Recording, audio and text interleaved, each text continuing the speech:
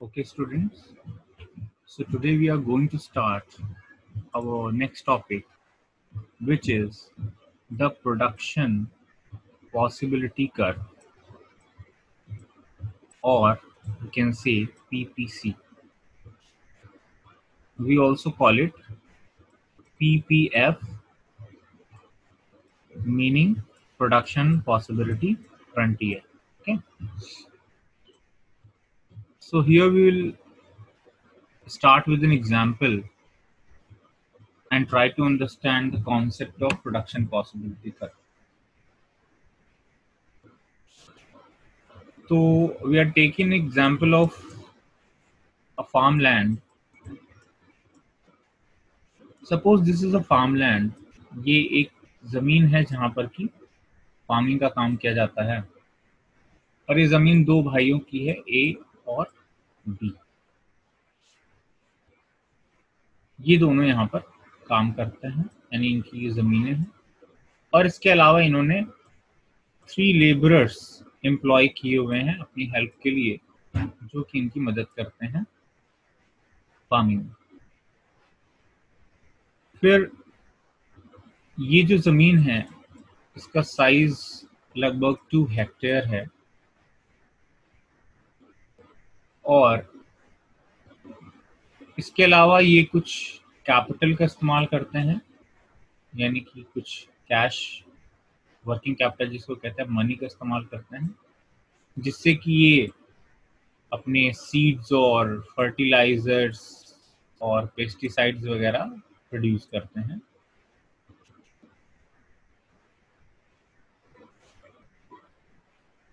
इसके अलावा ये कुछ मशीनों का इस्तेमाल भी करते हैं यहाँ पर,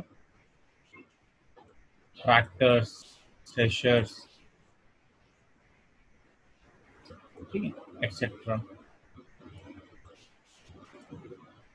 तो इस तरीके से हम क्या देख रहे हैं, हम ये देख रहे हैं कि इसमें बहुत से रिसोर्सेज, ये सारी चीजें क्या हैं, ये रिसोर्सेज का इस्तेमाल किया जा रहा है प्रोडक्शन में। ए और बी जो काम यहाँ पर कर रहे हैं मैनेज करने का, या कहें प्रोडक्शन एक्टिविटी में जो इन्वेस्ट करने का काम कर रहे हैं, जो रिस्क टेकिंग है उनकी फार्मिंग की एक्टिविटी को ऑप्ट करके, वो कहलाती है एंटरप्रेन्योरशिप। इसको हम कहते हैं एंटरप्रेन्योरशिप। उसके अलावा जो लेबरर्स लगे हुए हैं, लेबर है यानी एंटरप्रेन्योरशिप, लेबर, कैपिटल यानी जो मनी लगा हुआ है, कैपिटल, और मशीनें जो कि फिक्स्ड कैपिटल का ही पार्ट है। उसके अलावा लैंड, ये सारी रिसोर्सेज हैं जिनको इस्तेमाल करके प्रोडक्शन की एक्टिविटी की जा रही है। ओके, अब ये रिसोर्सेज, इस एग्जाम्पल में हम ये मान के चलेंगे कि इनमें कोई इंक्रीमेंट डिक्रीमेंट कुछ भी नहीं हो रहा है, कोई चेंज नहीं हो रहा है, ये रिसोर्सेज फिक्स्ड हैं। ना तो जमीन बढ़ाई घटाई जाएगी, ना ही नए ट्रैक्टर्स खरीदे जाएंगे, ना ही लेबरर्स की संख्या बढ़ाई जाएगी। रिसोर्सेज जो भी इस्तेमाल हो रहे हैं वो फिक्स रहेंगे। हमारी एग्जाम्पल में जो ए और बी हैं वो दोनों मिल करके इस फार्मलैंड से कुछ वीट का प्रोडक्शन करते हैं। कितना वीट प्रोड्यूस कर लेते हैं, लगभग सपोज की 100 क्विंटल्स का वीट प्रोड्यूस कर लेते हैं। जबकि ये पूरे लैंड को इस्तेमाल कर रहे हैं और सारे रिसोर्सेस को इस्तेमाल कर रहे हैं वीट के प्रोडक्शन में, तो इस पूरे 2 हेक्टेयर के लैंड में सपोज ये 100 क्विंटल्स का वीट प्रोड्यूस कर लेते हैं। आगे चल करके ये डिसाइड होता है कि इस पर कुछ राइस भी प्रोड्यूस किया जाए, क्योंकि ये लैंड राइस के लिए बहुत अच्छा है। तो बी ये जिम्मेदारी लेता है कि मैं जो है जमीन के कुछ हिस्से पर राइस का प्रोडक्शन स्टार्ट करूंगा। इसने राइस का प्रोडक्शन स्टार्ट करना शुरू किया। तो इसने, अब हमने कहा था कि रिसोर्सेज बढ़ाए नहीं जा रहे हैं, उसी फील्ड में 2 हेक्टेयर की ही फील्ड का एक हिस्सा छोटा सा इसने राइस के प्रोडक्शन के लिए इस्तेमाल करना शुरू कर दिया। यहाँ राइस की फसल लगाई और इन्हीं में से कुछ लेबर्स की मदद ले ली, उसी पैसे में से जो इनके पास था उसी में से कुछ पैसे इसने राइस के प्रोडक्शन में इस्तेमाल कर लिए। और इस तरीके से राइस को जब इसने प्रोड्यूस करना शुरू किया तो इसने राइस का प्रोडक्शन 10 क्विंटल्स किया। पहले कितना कर रहा था? 0 क्विंटल्स।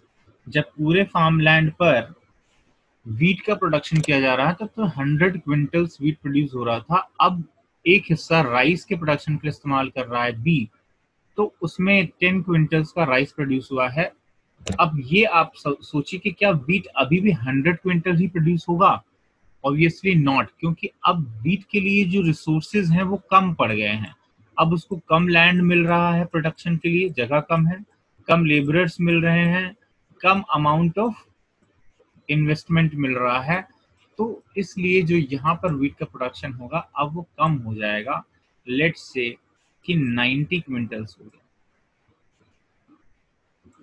फर्दर वीट के प्रोडक्शन, राइस के प्रोडक्शन में और ज्यादा बेनिफिट हुआ, तो फिर बी ने और ए ने मिलकर तय किया कि अब राइस का प्रोडक्शन शायद हमें और बढ़ा लेना चाहिए। तो इन लोगों ने मिल करके और ज्यादा लैंड जो है वो राइस के प्रोडक्शन में डेडिकेट किया। ये पूरा लैंड अब जो है वो राइस के प्रोडक्शन के लिए यूज हो रहा है। राइस का प्रोडक्शन फर्दर इंक्रीज हो गया और इसी के साथ साथ वीट का प्रोडक्शन और कम हो गया। रीजन आप जानते हैं, क्योंकि अब रिसोर्सेज वीट के प्रोडक्शन में कम यूज हो रहे हैं, उसका प्रोडक्शन कम होगा। इसी तरीके से आगे चल करके और रिसोर्स जो है वो राइस के प्रोडक्शन के लिए इस्तेमाल किया जाने लगा और राइस का प्रोडक्शन फर्दर इंक्रीज होकर के 30 पहुंच गया और वीट का प्रोडक्शन अब और कम होकर के 40 क्विंटल्स पे आ गया। आगे जब इस पर और फायदा होता हुआ दिखा, मार्केट में राइस के प्राइसेस और बढ़ गए और ज्यादा बेनिफिट होने लगा, तो इन्होंने तय किया कि अब ऐसा करते हैं कि पूरे ही फार्म लैंड पर हम लोग राइस ग्रो करेंगे, वीट का प्रोडक्शन फिलहाल बंद कर देते हैं। तो इन्होंने वीट 0 प्रोड्यूस करना शुरू कर दिया और पूरे फार्म लैंड पर इन्होंने प्रोडक्शन 40 क्विंटल ऑफ राइस का करना शुरू कर दिया। इन चीजों से, इस एग्जाम्पल से कुछ बातें आपको जो सीखने को मिली हैं वो आपको ध्यान रखने लायक हैं, जिससे कि आप पीपीसी को समझ पाएंगे बेहतर तरीके से। सबसे पहली बात तो ये कि जब आप किसी एक प्रोडक्ट का प्रोडक्शन बढ़ाएंगे, यानी कि आप अगर राइस को इंक्रीज कर रहे हैं उसका प्रोडक्शन, तो जो वीट का प्रोडक्शन होगा वो कम हो जाएगा। ऑब्वियसली रीजन कि रिसोर्सेस कम पड़ जाएंगे वीट के लिए, और हमने एक्स्ट्रा रिसोर्सेज नहीं परचेज किए हैं। हमने क्या बोला था स्टार्टिंग में कि रिसोर्सेज उतने ही रहेंगे, उतना ही लैंड, उतना ही लेबर, उतना ही पैसा हमें इन्वेस्ट करके प्रोडक्शन करना है। तो जब एक प्रोडक्ट के प्रोडक्शन में हम ज्यादा इन्वेस्ट करेंगे तो दूसरे के से हमें उसके रिसोर्सेज को कट करना पड़ेगा, जिससे कि उसका प्रोडक्शन कम हो जाएगा। दूसरी चीज ये कि जो भी रिसोर्सेज है वो हम पूरी तरीके से इस्तेमाल कर रहे हैं, फुली यूटिलाइज कर रहे हैं। यानी कोई भी जमीन का हिस्सा हमने खाली नहीं छोड़ा हुआ था पहले कि भाई 100 क्विंटल वीट प्रोड्यूस हो रहा था लेकिन एक जमीन का हिस्सा खाली पड़ा था और बाद में उसमें हमने राइस का प्रोडक्शन शुरू कर दिया उस खाली हिस्से पर, तब तो फिर वीट के प्रोडक्शन पे कोई कमी नहीं आएगी, वो तो 100 प्रोड्यूस होता ही रहेगा, राइस का प्रोडक्शन भी बढ़ जाएगा। तो ये नहीं है केस है। हमारे साथ केस क्या है कि पूरा पहले यूज हो रहा था वीट के प्रोडक्शन में, फिर उस रिसोर्स को काट करके वीट के प्रोडक्शन से हटा करके और राइस के प्रोडक्शन में एलोकेट किया गया।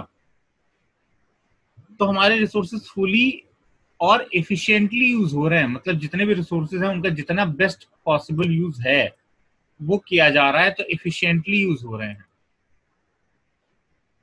तीसरी चीज ये है कि हमने रिसोर्सेज को ना ही इंक्रीज किया है और ना ही डिक्रीज किया है, ना ही रिसोर्स को हमने बढ़ाया है ना ही रिसोर्स को घटाया है। चौथी चीज, जो टेक्नोलॉजी हम यूज कर रहे थे फार्मिंग के लिए, वो टेक्नोलॉजी भी सेम है, कांस्टेंट है, फिक्स्ड है, उसको भी चेंज नहीं किया गया, क्योंकि टेक्नोलॉजी की चेंज करने से भी फिर ये रिजल्ट आपको नहीं मिलता है, ये कॉन्सेप्ट आपका गलत हो जाता।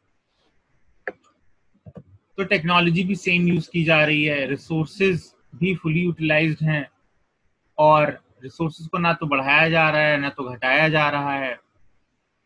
उसके अलावा ये तो चीजें हैं ही। So these are the things that we have assumed कि ऐसा हो रहा है। हो सकता है असल में ऐसा नहीं होता हो प्रोडक्शन के दौरान, लेकिन हमारे एग्जाम्पल में हम ये मान के चल रहे हैं कि यही कंडीशन है। अब देखिए, इससे कुछ बातें आपको जो है सीखने को मिल जाएंगी पीपीसी, जिससे कि हम लोग बना पाएंगे। सबसे पहली चीज तो ये कि जो आपने यहाँ पर देखे हैं व्हीट और राइस के कॉम्बिनेशंस जो प्रोड्यूस किए जा रहे हैं डिफरेंट डिफरेंट इंस्टेंसेस पे, वो हमारे क्या हैं, प्रोडक्शन पॉसिबिलिटीज हैं। ये हमारी प्रोडक्शन पॉसिबिलिटीज हैं। यानी कि एक पॉसिबिलिटी तो ये है जिसको हम ए का नाम दे देते हैं। सपोज एक कॉम्बिनेशन ये है जो हम प्रोड्यूस कर सकते हैं जिसमें कि 100 व्हीट प्रोड्यूस करें, सारे रिसोर्सेज व्हीट की प्रोडक्शन यूज करें, राइस बिल्कुल प्रोड्यूस ना करें।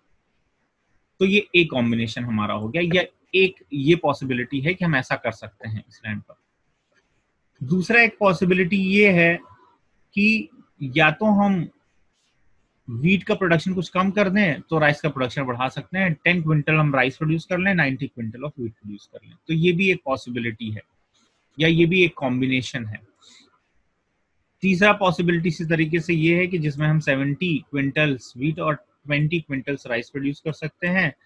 चौथी पॉसिबिलिटी डी है, सपोज ये कॉम्बिनेशन। और पांचवी पॉसिबिलिटी ये है कि जिसमें हम पूरी तरीके से रिसोर्सेज का यूज राइस के प्रोडक्शन में करें, 40 क्विंटल्स राइस प्रोड्यूस कर लें और व्हीट 0 प्रोड्यूस करें, कुछ भी प्रोड्यूस ना करें। तो आप ये देख रहे हैं कि ये जो चीजें हैं ये बेसिकली क्या है, प्रोडक्शन पॉसिबिलिटीज हैं, या ये कह सकते हैं कि ये वेरियस कॉम्बिनेशंस हैं जो कि पॉसिबल है प्रोड्यूस करना using the resources and technology which are given. इसी प्रोडक्शन पॉसिबिलिटी को जब हम किसी ग्राफ के थ्रू रिप्रेजेंट करते हैं, कर्व का मतलब क्या होता है, कर्व का मतलब होता है ग्राफिकल रिप्रेजेंटेशन। कर्व का मीन्स है ग्राफिकल रिप्रेजेंटेशन। अगर हमने इसको एक ग्राफिकल रिप्रेजेंटेशन कर दिया इन्हीं कॉम्बिनेशंस का, तो वो ग्राफ क्या बन जाएगा, वो ग्राफ बन जाएगा प्रोडक्शन पॉसिबिलिटी कर्व। बस इतनी सी बातें आपको इसमें जाननी है कि ये हमारा ग्राफिकल रिप्रेजेंटेशन करने पर प्रोडक्शन पॉसिबिलिटी कर्व या फ्रंटियर बन जाता है। Now the same concept you can understand with this PowerPoint. So we are going to study about the production possibility curve. Now if you define a production possibility curve, its definition could be like this. It is a curve that shows various alternative combinations. जैसा कि अभी हम पीछे देख रहे थे कि कौन कौन से ऑल्टरनेटिव कॉम्बिनेशंस हो सकते हैं दो गुड्स के जो कि प्रोड्यूस किए जा सकते हैं using the given resources and technology. Given resources and technology मतलब जो रिसोर्सेज और टेक्नोलॉजी हैं वो फिक्स्ड हैं, वो चेंज नहीं होंगी। और एक चीज लिखी है कि फुली एंड एफिशिएंटली एम्प्लॉयड है रिसोर्सेज। तो ये जो आपको ब्राउन कलर्स में दिख रहे हैं वो सारे की टर्म्स हैं इस डेफिनेशन की। पहली चीज की क्या शो करता है, ऑल्टरनेटिव कॉम्बिनेशन शो करता है दो गुड्स के। रिसोर्सेज और टेक्नोलॉजी क्या होती हैं, गिवन होती है, मतलब फिक्स्ड होती हैं, कांस्टेंट होती हैं, कोई चेंज नहीं होता। और जो रिसोर्सेज होते हैं वो फुली और इफिशिएंटली एम्प्लॉयड होते हैं, पूरी तरीके से यूज हो रहे हैं, कुछ भी एक्स्ट्रा बचा नहीं होता है इसमें। तो ऐसी चीजों को जब हम कर्व में, ग्राफ में रिप्रेजेंट करते हैं तो वो पीपीसी कर्व कहलाता है। अब कुछ एजम्पशंस जैसे कि हम लोगों ने पीछे डिस्कस भी किए हैं, कुछ एजम्पशंस इसके होते हैं। पहली चीज हम ये अज्यूम कर रहे हैं कि केवल दो गुड्स प्रोड्यूस हो रहे हैं, जबकि किसी भी इकोनॉमी में ऐसा नहीं होता कि केवल दो गुड्स प्रोड्यूस हों, मोर देन 2 गुड्स ही प्रोड्यूस होंगे। लेकिन क्योंकि हमारे पास ग्राफ बनाने के लिए केवल दो ही एक्सेस होते हैं, एक एक्स एक्सेस होता है और एक वाई एक्सेस होता है, इसलिए हम ये अज्यूम करके चलते हैं कि केवल दो ही गुड्स हैं, एक को हम एक्स एक्सिस पर रिप्रेजेंट करते हैं और दूसरे को हम वाई एक्सिस पर रिप्रेजेंट करते हैं। इसीलिए हम ये अजम्पशन मानकर चलते हैं कि केवल दो ही गुड्स प्रोड्यूस किए जा रहे हैं। And the next thing is the resources are fixed and do not increase और डिक्रीज। रिसोर्सेज फिक्स हैं, इंक्रीज और डिक्रीज नहीं हो रहे हैं, ना बढ़ रहे हैं, नए रिसोर्सेज इन्वेस्टिगेट कर रहे हैं, एक्सप्लोर किए जा रहे हैं या पाए जा रहे हैं, ना ही परचेज किए जा रहे हैं, और ना जो रिसोर्सेज पहले से इस्तेमाल में थे वो डिस्ट्रॉय हो रहे हैं, खत्म हो रहे हैं। ठीक है, तो जो भी रिसोर्सेज थे वो कांस्टेंट है। जब हम ये स्टडी कर रहे हैं, ग्राफ बना रहे हैं, उस समय हम ये मान के चल रहे हैं कि रिसोर्सेज ना ही बढ़ रहे हैं ना कम हो रहे हैं। टेक्नोलॉजी भी कांस्टेंट है। टेक्नोलॉजी या तो एडवांस हो जाती है या तो डिप्लीट हो जाती है, ऑब्सोलीट हो जाती है, उसको कहते हैं। यानी अगर टेक्नोलॉजी पुरानी हो गई है, मशीनें खराब हो गई हैं, तो उसको हम बोलेंगे कि ये टेक्नोलॉजी, ये मशीन जो है वो ऑब्सोलीट हो गई है। और अगर टेक्नोलॉजी नई खोज ली जाती है, ज्यादा स्पीड से काम किया जा सकता है उस पर और ज्यादा प्रोडक्शन किया जा सकता है, तो बोलेंगे ये टेक्नोलॉजी एडवांस हो गई है। लेकिन हम क्या यहाँ पर मान के चल रहे हैं कि टेक्नोलॉजी कांस्टेंट है, ना तो एडवांस हो रही है ना ऑब्सोलीट हो रही है। फिर resources are not specific. Resources जो यूज हो रहे हैं वो स्पेसिफिक नहीं है, वो ऐसे रिसोर्सेज हैं जो एक प्रोडक्ट से दूसरे प्रोडक्ट में ट्रांसफर किए जा सकते हैं। जैसे कि हमने अपने एग्जाम्पल में देखा था कि अगर हम चाहें तो दोनों भाइयों में से एक भाई को दूसरे गुड के प्रोडक्शन में, राइस के प्रोडक्शन में इन्वॉल्व कर सकते हैं, साथ में एक दो मजदूर उसको दे सकते हैं प्रोडक्शन के लिए। तो ये जो रिसोर्स थे हमारे, लेबर्स जो थे और जो लैंड था और जो पैसा था, ये दूसरे प्रोडक्ट में ट्रांसफर किया जा सकता है। They can be shifted from the production of one good to the other. Fifth assumption ये है कि रिसोर्सेज आर फुली एम्प्लॉयड, यानी कोई भी रिसोर्स खाली नहीं बैठा था पूरे दौरान जब हम ये स्टडी कर रहे थे। हर एक कॉम्बिनेशन की जांच करते समय जब हमने ये कॉम्बिनेशंस पता लगाए, उन सारे कॉम्बिनेशंस में पूरे रिसोर्सेज का इस्तेमाल किया गया था और कोई भी रिसोर्स का वेस्टेज नहीं हुआ है, ना ही कोई रिसोर्स खाली बैठा था। Now resources are efficiently employed. Efficiently employed का मतलब कि जितना वो प्रोडक्शन कर सकता था, कोई रिसोर्स उस पर जितना प्रोडक्शन हो सकता था, उतने सारे प्रोडक्शंस, उतना ज्यादा प्रोडक्शन उस पर किया जा चुका है। Okay, so these are the assumptions जो कि हमें ध्यान में रखना है और ये एग्जाम के पॉइंट ऑफ व्यू से भी इंपॉर्टेंट है। The next is production schedule. Production schedule क्या होता है? जब हम उन्हीं पॉसिबिलिटीज को, जो पॉसिबिलिटीज हम डिस्कस कर रहे हैं शुरू से ही, कि अगर केवल वीट प्रोड्यूस करता है फॉर एग्जांपल तो कितना होगा, अगर वीट और राइस प्रोड्यूस करता है तो क्या कॉम्बिनेशन हो सकता है, अगर ज्यादा रिसोर्सेज राइस को और दे दिए जाएंगे तो फिर क्या कॉम्बिनेशन प्रोड्यूस होगा। इन कॉम्बिनेशंस को अगर हम एक टेबल में लिख लें प्रॉपर तरीके से, तो वो जो टेबल बनेगा उसको हम प्रोडक्शन पॉसिबिलिटी शेड्यूल कहते हैं। जैसे कि एग्जांपल आपके सामने यहाँ पर दिख रहा होगा, या ये एक टेबल है जो कि प्रोडक्शन पॉसिबिलिटी शेड्यूल को दिखा रहा है। इसमें पॉसिबिलिटीज जो हैं या वेरियस जो कॉम्बिनेशंस हैं उनको नाम दिया हुआ है ए बी सी डी, इस तरीके से ये नेम्स दिए हुए हैं, और दो गुड्स की कॉम्बिनेशंस को चेक किया गया है, एन्यूमरेट किया गया है कि कौन कौन से कॉम्बिनेशंस प्रोवाइड किए जा सकते हैं। जैसे ए कॉम्बिनेशन में अगर हम बिल्कुल भी वीट प्रोड्यूस ना करें इकोनॉमी के अंदर, तो हम 15,000 मशीन्स, ये देखिए इसके नीचे यूनिट लिखना बहुत जरूरी होता है, आप जब एग्जाम में बनाए तो ध्यान रखिए। मशीन के नीचे लिखा हुआ है इन थाउजेंड्स और वीट के लिए नीचे लिखा हुआ है इन लाख टन्स। अगर हम 0 लाख टन्स वीट प्रोड्यूस करें, यानी बिल्कुल प्रोड्यूस ना करें, तो हम 15,000 मशीन्स प्रोड्यूस कर सकते हैं। बी कॉम्बिनेशन ये कहता है कि अगर हम 1 लाख टन वीट प्रोड्यूस करेंगे, यानी कुछ रिसोर्सेज हमने क्या किए, वीट को दे दिए प्रोडक्शन के लिए, कुछ लेबर कुछ फाइनेंस हमने वीट पर खर्च किए, तो अब हमारे मशीन का प्रोडक्शन क्या हो गया, कम हो गया। Now we can produce only 14,000 machines. अगले कॉम्बिनेशन में हम थोड़ा और यूनिट बढ़ाते हैं वीट का, अब 2 लाख टन अगर हम प्रोड्यूस करेंगे वीट, यानी और थोड़ा रिसोर्सेज को अगर हम वीट के लिए एलोकेट कर दें, तो हम मशीन केवल 12,000 प्रोड्यूस कर पाएंगे।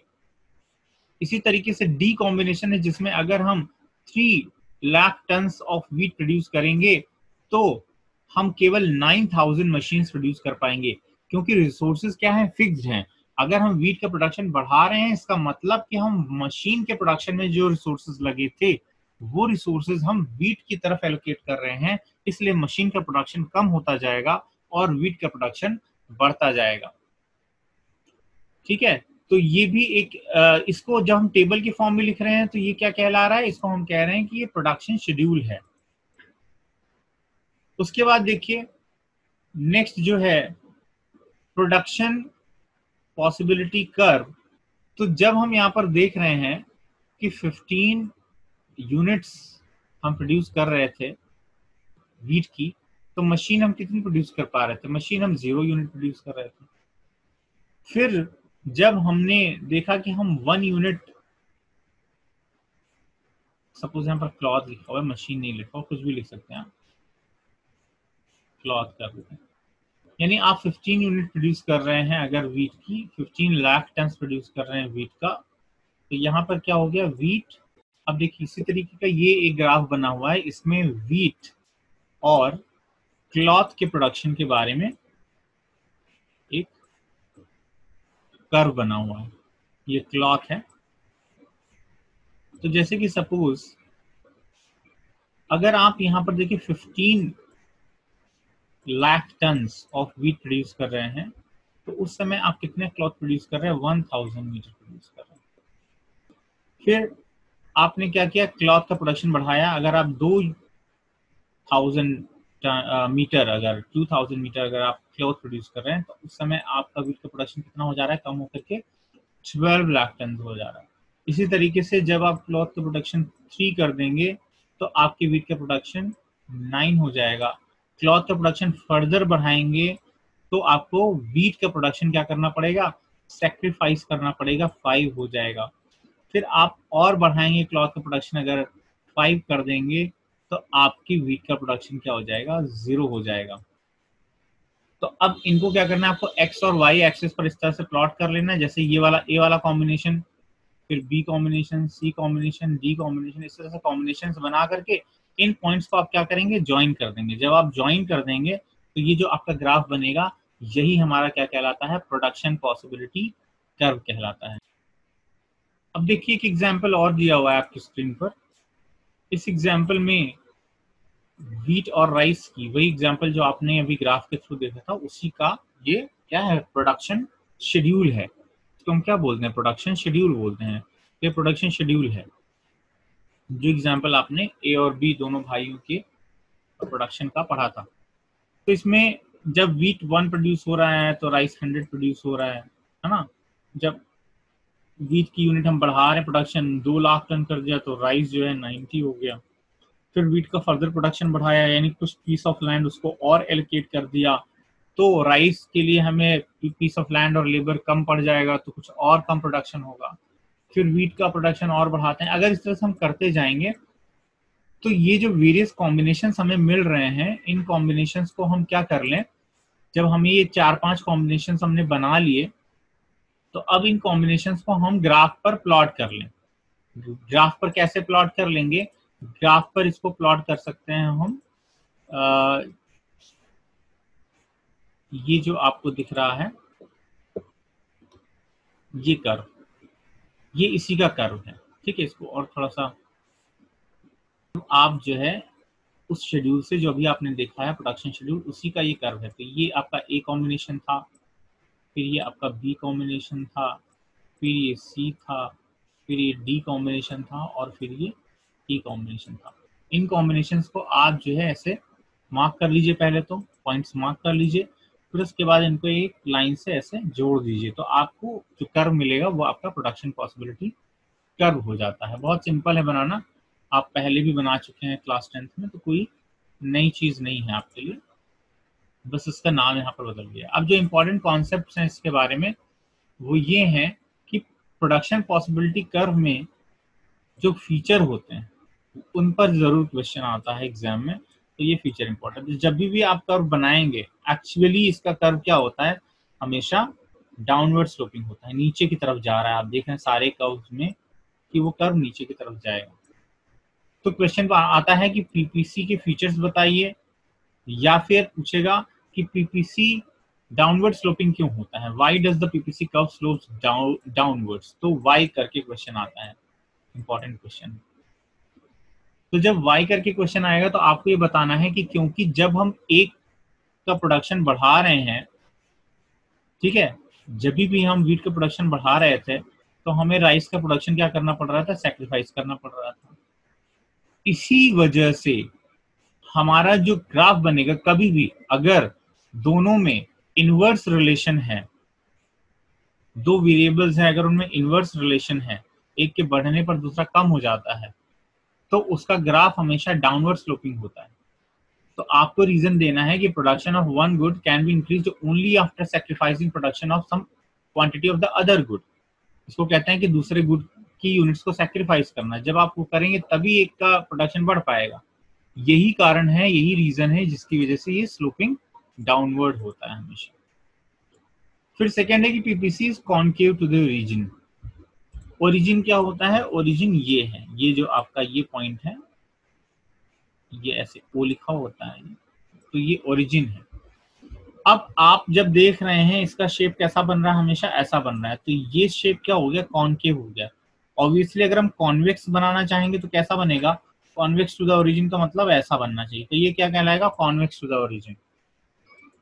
तो ये क्या है, कॉन्केव टू द ओरिजिन। तो कॉन्केव टू द ओरिजिन क्यों होता है, ये रीजन भी पूछा जाता है, बहुत इंपॉर्टेंट है, why it is concave to the origin. तो आपको रीजन ये देना है कि जब हम एक गुड को दूसरे गुड से सब्स्टिट्यूट कर रहे होते हैं तो हम हमेशा देखते हैं कि हमें हर नेक्स्ट यूनिट के लिए ज्यादा यूनिट सैक्रिफाइस करनी पड़ती है। फिर से समझिए, जैसे कि व्हीट और राइस का हम एग्जाम्पल पढ़ रहे हैं, तो अब हम यहाँ पर एक और कॉलम बना लेते हैं सैक्रिफाइस करने का, कि कितनी यूनिट्स हम सैक्रिफाइस कर रहे हैं। ठीक है, सैक्रिफाइस की स्पेलिंग गलत है, समझिए, सैक्रिफाइस, हाँ ठीक है। तो जब आप 100 प्रोड्यूस कर रहे थे वीट को, तो आप क्या कर रहे थे, राइस 0 प्रोड्यूस कर रहे थे, कोई सैक्रिफाइस नहीं करना पड़ रहा था। लेकिन जब आपने राइस की 1 यूनिट प्रोड्यूस करी तो आप वीट कितना प्रोड्यूस कर पा रहे थे, 90 प्रोड्यूस कर रहे थे। आपको कितने यूनिट सैक्रिफाइस कर, किसका सैक्रिफाइस करना पड़ा, राइस का प्रोडक्शन तो बढ़ रहा है ना, सैक्रिफाइस क्या करना पड़ा आपको, वीट प्रोडक्ट सैक्रिफाइस करना पड़ा। कितने यूनिट सैक्रिफाइस करने पड़े थे इसमें, इसमें आपको 10 यूनिट सैक्रिफाइस करने पड़े थे, 10 लाख टन। तो 10 यूनिट आपने सैक्रिफाइस किए। आगे की कॉम्बिनेशन अगर आप देखेंगे तो जब हमने राइस को की एक और यूनिट एक्स्ट्रा प्रोड्यूस करी, यानी कि 2 लाख टन इसको प्रोड्यूस किया, तो हमें 70 ही वीट मिला। अब हम कितना सैक्रिफाइस कर रहे थे, यहाँ पर हम 20 यूनिट्स, भाई 90 प्रोड्यूस हो रहा था, 90 से कम होकर के एक के साथ हम कितना प्रोड्यूस करते हैं, 90। तो जब 1 राइस प्रोड्यूस कर रहे थे तो 90 वीट प्रोड्यूस कर रहे थे। अब एक और हमने बढ़ाया, जब 2 राइस प्रोड्यूस कर रहे हैं तो इस एक यूनिट को बढ़ाने के लिए, 1 से 2 पर आने के लिए हमें कितने यूनिट सेक्रीफाइस करने पड़े वीट के, तो 90 से 70 हो गया ना, तो 20 यूनिट सेक्रीफाइस करने पड़े। फिर इसके आगे आपने पढ़ा था कि जब हम 3 यूनिट्स राइस के प्रोड्यूस कर रहे थे तो वीट कितना हो जा रहा था, वीट 40 हो जा रहा था। तो 2 से 3 पर आने के लिए, यानी एक एक्स्ट्रा यूनिट प्रोड्यूस करने के लिए राइस का, और हमने कितने यूनिट सेक्रीफाइस कर दिए वीट के, हमने 70 से 40 पर आ गया, तो हमने सेक्रीफाइस कितना कर दिया, 30 यूनिट सेक्रीफाइस कर दिए। और अगर हम राइस को और बढ़ाएंगे तो वीट कितना हो गया था, 0 हो गया था 4 पर। कितनी यूनिट हमने सेक्रीफाइस कर दी, 3 से 4 पर, यानी एक एक्स्ट्रा यूनिट प्रोड्यूस करने के लिए हमने 40 यूनिट सेक्रीफाइस किए यहाँ पर। तो हम देख रहे हैं कि जो सेक्रीफाइस कर रहे हैं हम, वो बढ़ता जा रहा है। इसको कहते हैं इंक्रीजिंग एमओसी। ये क्या है, मार्जिनल रेट ऑफ सब्स्टिट्यूशन है या मार्जिनल रेट ऑफ ट्रांसफॉर्मेशन है, इंक्रीज। ये सेक्रीफाइस जो वर्ड हमने लिखा है, इसको टेक्निकल टर्म में आप लिख सकते हैं MRT या MOC लिख सकते हैं। ठीक है, ये जो टर्म लिखे हुए हैं MRT या MOC, अगर इसको लिख दीजिए तो वही बात है, सेक्रीफाइस हो गया। एमआरटी या एमओसी, तो ये जो एमआरटी या एमओसी है ये क्या बताता है कि एक एक्स्ट्रा यूनिट प्रोड्यूस करने के लिए आपने कितने यूनिट सेक्रीफाइस किए दूसरे गुड्स के। एक गुड का यूनिट बढ़ा रहे हैं, दूसरे का सेक्रीफाइस कर रहे हैं। तो एक प्रोडक्ट के जिसके यूनिट्स हम बढ़ा रहे हैं, प्रोडक्शन बढ़ा रहे हैं, उसके प्रोडक्शन की एक यूनिट बढ़ाने के लिए हमें दूसरे गुड की कितनी यूनिट सेक्रीफाइस करनी पड़ी, ये एमआरटी और एमओसी बताता है। और एमआरटी और एमओसी ही हमारा अगर इंक्रीजिंग होगा तो हमारा जो कर्व बनेगा वो कॉनकेव होगा, यही इसका रीजन होता है। तो आपको अगर रीजन में पूछा जाएगा कि भाई क्यों ऐसा होता है कि कॉनकेव ही होता है, तो आप बता दीजिए सिंपल टर्म्स में कि क्योंकि जो मार्जिनल रेट ऑफ ट्रांसफॉर्मेशन है वो बढ़ता जाता है, या मार्जिनल अपॉर्चुनिटी कॉस्ट है जो बढ़ती जाती है, इंक्रीज होती है हर यूनिट के साथ, इसलिए हमारा जो कर्व बनता है वो कॉनकेव बनता है, कॉनकेव टू द ओरिजिन बनता है। ठीक है, अब देखिए जो नेक्स्ट चीज हम लोग पढ़ रहे हैं वो है shift in PPC. PPC shift कब होगा? पीपीसी के शिफ्ट होने का मतलब ये है कि मान लीजिए कि आपका पीपीसी ऐसा है, यहाँ पर बना हुआ, ये आपका कर्व जो बना था ये ओरिजिनल पीपीसी है, जो भी कॉम्बिनेशन आपने पॉइंट किए हैं कॉम्बिनेशन के ए बी सी डी, उनको मिलाने पर ये कर्व बना। अगर ये पीपीसी आपका, यानी ये जो कर्व है आपका आगे की तरफ बढ़ जाता है, यानी कि ये यहाँ से यहाँ पर आ जाता है, या अगर पीछे की तरफ आ जाता है ऐसे, ये ओरिजिनल था, अगर ये आगे चला जाए या पीछे चला जाए, इसको आगे जाएगा तो इसको बोलते हैं राइटवर्ड शिफ्ट। ठीक है, अगर ये राइटवर्ड शिफ्ट हो जाए या आउटवर्ड शिफ्ट हो जाए, आउटवर्ड शिफ्ट भी कह सकते हैं, या फिर अगर ये इनवर्ड शिफ्ट हो जाए, पीछे की तरफ आता है तो इनवर्ड शिफ्ट हो जाए, या लेफ्टवर्ड शिफ्ट हो जाए, तो इसको हम कहेंगे शिफ्ट इन पीपीसी, पीपीसी में शिफ्ट होना। अब ये कब होता है इसको देखिए, जब नई डिस्कवरी हो जाए, रिसोर्सेज नए मिल जाए हमें। पहले हमने क्या, जब पीपीसी बनाते हैं तो क्या अज्यूम कर रहे थे कि रिसोर्सेज हमारे चेंज नहीं हो रहे हैं, लेकिन अगर ऐसा हो कि रिसोर्सेज की नई डिस्कवरी हो जाती है या जो टेक्नोलॉजी है वो एडवांस हो जाती है, तो प्रोडक्शन कैपेसिटी इकोनॉमी की क्या हो जाएगी, बढ़ जाएगी। तो उन्हीं, अब उतने रिसोर्सेज में तो जो प्रोडक्शन कर रहे थे उसका कर्व तो हम बना ही चुके थे कि जो रिसोर्सेज गिवन थे, जो टेक्नोलॉजी गिवन थे, उससे ये कर्व बन रहा था। ये कॉम्बिनेशन हम प्रोड्यूस कर पा रहे हैं दोनों गुड्स के। लेकिन अगर हमें नई टेक्नोलॉजीज, एडवांस टेक्नोलॉजी मिल जाए, या और ज्यादा रिसोर्सेज मिल जाए, सपोज और ज्यादा जमीन मिल जाए, हमारे एग्जाम्पल के केस में जमीन और बढ़ जाए, तो हमारे जो कॉम्बिनेशन हैं वो दोनों साथ में इंक्रीज हो जाएंगे। एक्स गुड भी हम बढ़ा सकते हैं, वाई गुड भी बढ़ा सकते हैं। ठीक है, जहां पर हम वीट का 100 और राइस का 0 प्रोड्यूस कर पा रहे थे, सपोज इतना लैंड था, अगर उसके बगल वाला लैंड भी और मिल जाता है उनको, तो क्या उनको राइस का प्रोडक्शन बढ़ाने के लिए वीट को कम करना पड़ेगा? नहीं करना पड़ेगा।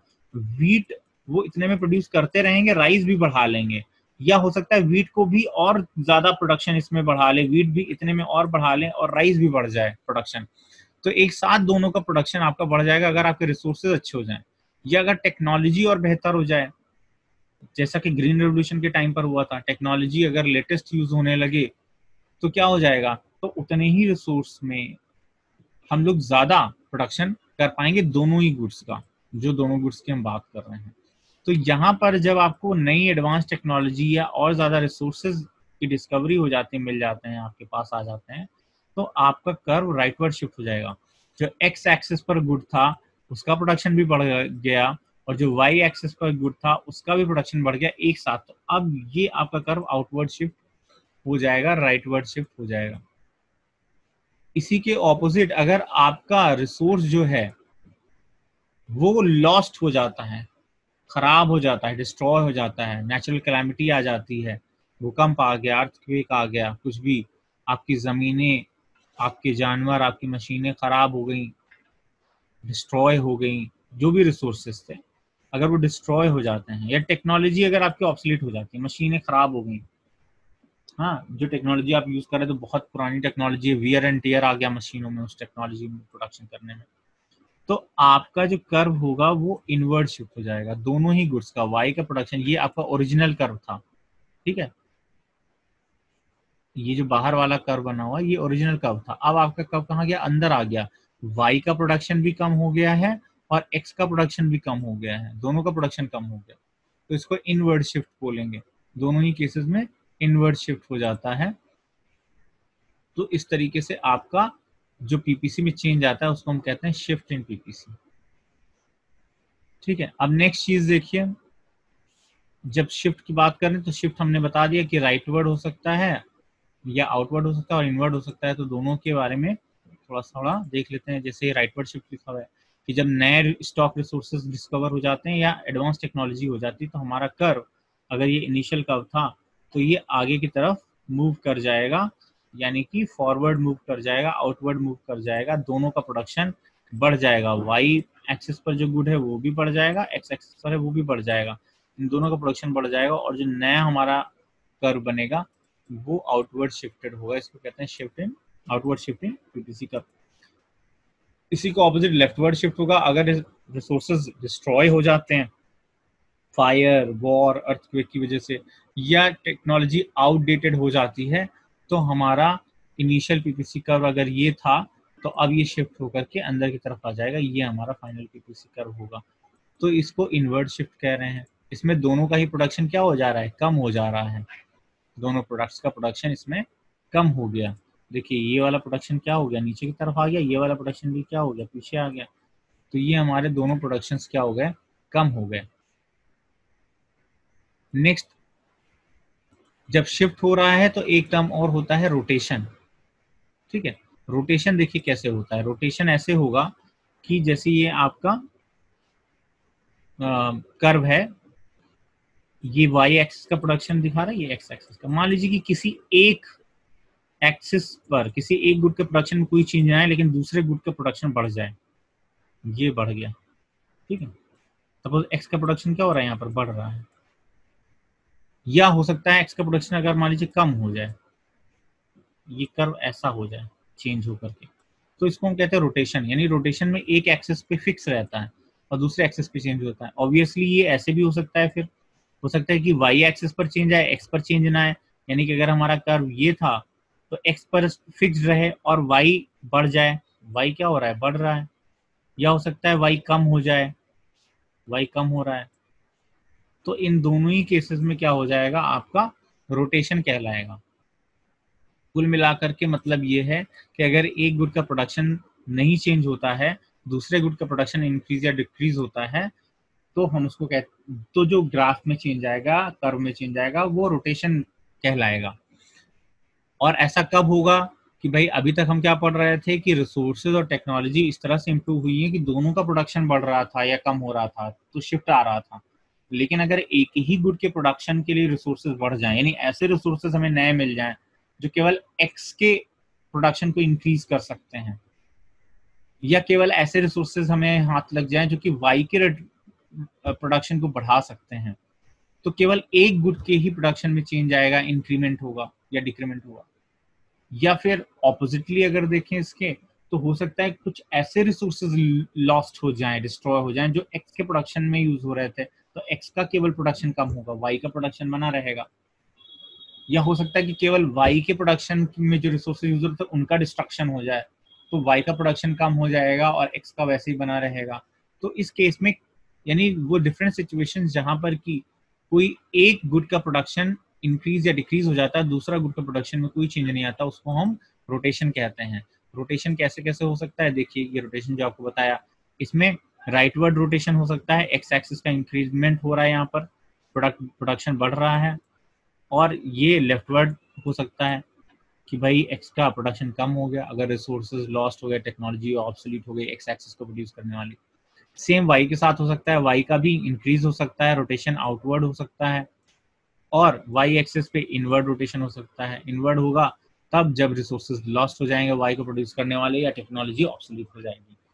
तो ये था आपका rotation and shift of PPC curve.